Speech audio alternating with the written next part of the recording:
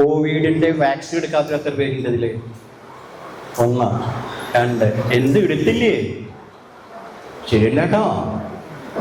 അപ്പൊ എൻ്റെ കൂട്ടുകാർ വന്നിട്ട് പറഞ്ഞു, അച്ഛൻ ഇതുപോലെ പള്ളിയിൽ പറഞ്ഞാല് അച്ഛനെ കൊണ്ടേ ജയിലിടും. ഞാൻ ചെറിയ കോവിഡിന് എനിക്ക് പോകാൻ ഇഷ്ടമാണ്. ഈ സംഭവത്തിൽ എനിക്ക് പോകാൻ ഇഷ്ടമുള്ള കാരണം കൂടി പറയാം. ഇപ്പം ഞാൻ പറയുന്നത് നിങ്ങൾ അത് വലിയൊരു ഇടവകയാണ്, ഒരു 14,000-5,000 ആൾക്കാരുള്ളതാണ്. നിങ്ങൾ മാത്രം ഇവിടെ കെട്ടി പോവുകയാണ് ചെയ്യുന്നത്. കോടതിയിൽ ചെല്ലുമ്പോൾ ജയിലിൽ നിന്ന് കോടതിയിൽ ഞാൻ കൂട്ടുപോകും. അവിടെ പറയാൻ എനിക്ക് ആരും വേണ്ട, എനിക്ക് ഞാൻ പഠിച്ചിട്ടുള്ള അറിവ് പറയാം. അത് പറയുമ്പോൾ 2 or 3 പത്രങ്ങളെങ്കിലും അത് ഇടും.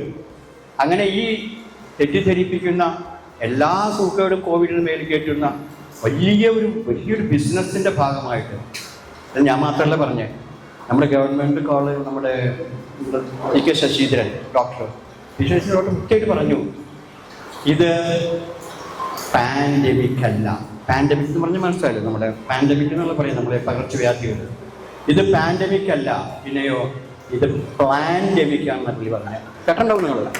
ഞാൻ വിചാരിച്ചു ഇദ്ദേഹത്തെ ഇപ്പോൾ കൊണ്ടുപോയി ജയിലിലിടുന്നു. ഈ പ്രകൃതി ചികിത്സകനായിട്ടുള്ള നമ്മുടെ ഡോക്ടർ വടക്കഞ്ചേരിയെ ഈ നിപ്പയുടെ പേരുമ്പോൾ കോടതിയിലിട്ട് ജയിലിലിട്ടല്ലോ ഞാൻ വിചാരിച്ചു. പക്ഷെ 2 ദിവസം കഴിഞ്ഞപ്പോൾ മനോരമയിലും മാതൃഭൂമിയിലും ഇദ്ദേഹത്തിൻ്റെ പ്രസ്താവന തന്നെ ഒന്ന് പടം വെച്ചിട്ട് ആരും ജയിലൊന്നും ഇട്ടില്ല. അതേപോലെ വളരെ കറക്റ്റാണ്. പ്ലാൻഡമിക്കായി ഓരോ സാധനങ്ങൾ ഉപയോഗിച്ചിരുന്ന മുഖംമൂടി അടക്കം പ്ലാൻഡാണ്. ഇതിൽ അദ്ദേഹം വേറെ കൂടി പറഞ്ഞു, just nothing to do with your health, just everything to do with your money. It's a big business. നിങ്ങൾ ആലോചിച്ച് നോക്കുമല്ലോ. അപ്പം ഞാൻ പറഞ്ഞു ഈ ചതിയെക്കുറിച്ച്. അപ്പം ഞാൻ കൃത്യമായിട്ട് എടുത്തിരുന്നു, അത് വിശദീകരിക്കും പള്ളിയിൽ. അപ്പം ചേട്ടൻ പറയും, എന്താ അച്ഛൻ പള്ളിയിൽ ഇത് പറയണം? ഞാൻ പള്ളിയിലാണ് പിന്നെ അവിടെ പറയേണ്ട കാരണം ഞങ്ങളുടെ ഒരു പ്രാർത്ഥനയുണ്ട് കുർബാന കഴിയുമ്പോഴേ, വൈദികർക്ക് വേണ്ടിയൊരു പ്രാർത്ഥനയുണ്ട്. അതിൽ പറയുന്നൊരു വാക്കുണ്ട്, ഞാനത് ഉറപ്പിച്ച് തന്നെ പറയും, തിന്മയെ ചെറുക്കാൻ എന്ന് പറയും.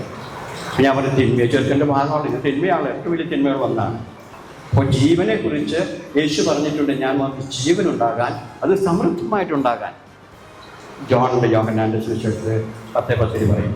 അപ്പം സമൃദ്ധമായിട്ടുണ്ടാകുന്ന ജീവനെതിരായിട്ട് എന്തുണ്ടോ അതിനെതിർക്കാനായിട്ട് രോഹിത്ത് ഞാനും മാമോദിസയും നിങ്ങൾ ഉത്തരവാദിത്വം ഏറ്റെടുക്കുന്നില്ല. പിന്നെ ആര് ഏറ്റെടുക്കുന്നു? ഞാൻ പള്ളിയിൽ ചോദിച്ചു. ഒന്നും പറയാൻ